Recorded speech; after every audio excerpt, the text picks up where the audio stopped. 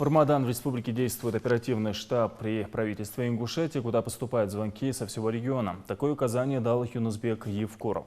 Если возникнут проблемы с водой, электро- и газоснабжением, жители региона могут обратиться на горячую линию по номерам, которые вы видите на своих экранах. Группа специалистов рассмотрит вопрос и скоординирует работу экстренных служб. Жителей просят также не забывать и о платежной дисциплине.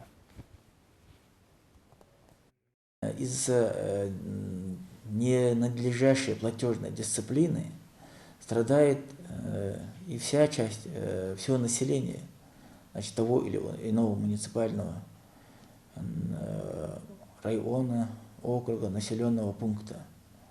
Если, к примеру, возьмем водоснабжение, если население не платит за воду, соответственно, администрация населенного пункта не может, значит, проводить такие восстановительные работы. Правильно? То есть это тоже говорит еще раз в пользу того, что необходимо платить за энергоресурсы.